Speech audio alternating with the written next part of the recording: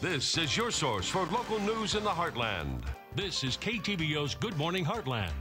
Welcome back. It is 6:49 and we're live at Kelly's Furniture and Carpet One this morning in the kitchen with the Egg Lady. How are you doing? I'm great, thank you. We're making something for supper. Oh, we are. Can't wait. Not breakfast. She has a real name. Her name is Jo Manhart, but she likes to go by Egg Lady because all you do is work with eggs and That's you make what great I do. recipes with eggs. Well, let's hope. That's this cool. one, I want to show you what I'm doing. This had 2 sticks of butter in it, goodness. and this is the last of 1 cup of sugar.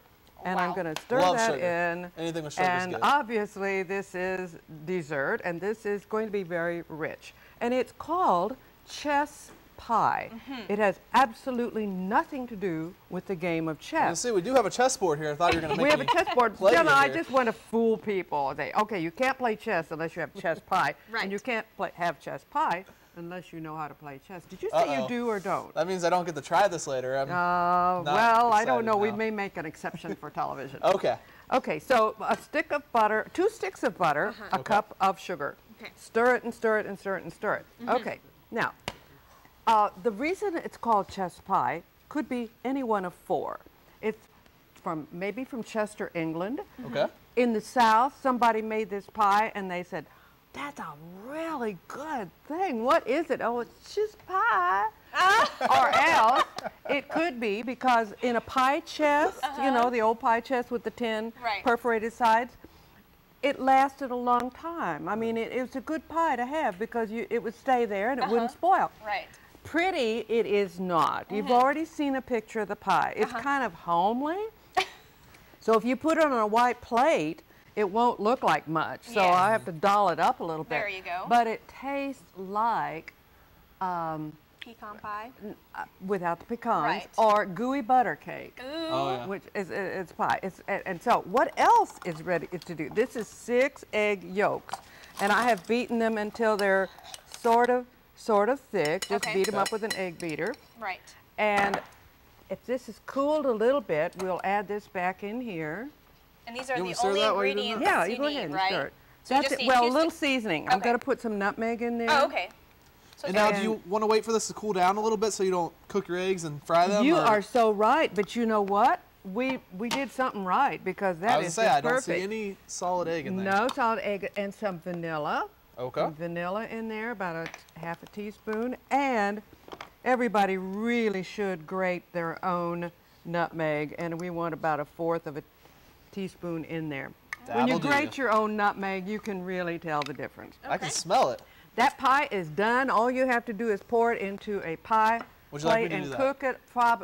You know, this recipe I got from Alaska, and it says cook at 250 for 90 minutes. Oh my goodness. Every other pie recipe, chess pie recipe, says cook it for 350 for about 50 minutes. So be your own judge. Just do not overcook it. Now, how are you going to tell if you're overcooking it or not? Because obviously the top is a little brown, but yet on the inside. If you, you know, you can tell by the crust. If the crust begins to get black, that is your clue because you really can't tell a lot. The inside of the pie is like a gooey custard. Okay. That's why it's like, you know, when you eat pecan pie, that stuff that holds it together is really gooey and really good. And so that's what this is now, like. do you serve this hot, cold, however Room you temperature. like? Room temperature. Yeah, right. I keep it in the refrigerator and then haul it out. But you know, back then they kept it in the pie safe. And this is impervious to germs with all that sugar. I bet. Nothing can so, grow. with you saying that you need to maybe kind of dress it up, obviously with a colored plate, now would you serve it with ice cream or some sort of fruit or anything, or just the way it is? It's sort of like a candy bar. You know, you don't, you don't need anything to make it better. You might need something to make it prettier, in which case you might put a white flower on your colored plate or something like that, but it really stands alone. All right. And that is a big piece. Usually you would, that would I think be that's the perfect size for Ella and I. is that a brine size Oh, piece? yes. This is my size, right? The rest of that pie there, that's for Ella. All right. When we come back, I will tell you why I got this recipe and where I got it and who gave it to me. Okay. And welcome back. If you're just joining us this morning, we're live at Kelly's Furniture and Carpet One in the kitchen, and we're here with the egg lady, Jo Manhart, and she just made a chess pie. Chess pie. Mm-hmm. And I went to Alaska with my whole family, which is a wonderful a wonderful, wonderful trip.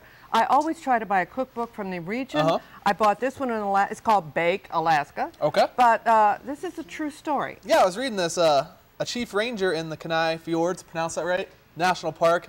I guess for the holidays, they were coming up with some new pies, and they invented this for Thanksgiving, Christmas, or both, or whatever holiday you want.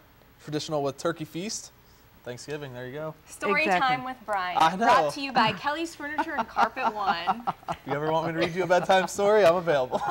Up in Alaska, they Kidding. need to do something during the cold winter Right. months, and they eat together. And this is Peter Fitzmaurice's. I was going to say, I can't pronounce that, but you know better. Well, I'm not sure I did either. And then let's just go ahead and really quickly recap the ingredients because it's really simple. All we have is 2 sticks of butter, a cup of sugar, 6 eggs, beat it all together. Well, actually, you melt the melt the butter and the sugar, and then beat the eggs and put it inside, and then bake it. Well, you with a forgot little the nutmeg. vanilla and the Manila.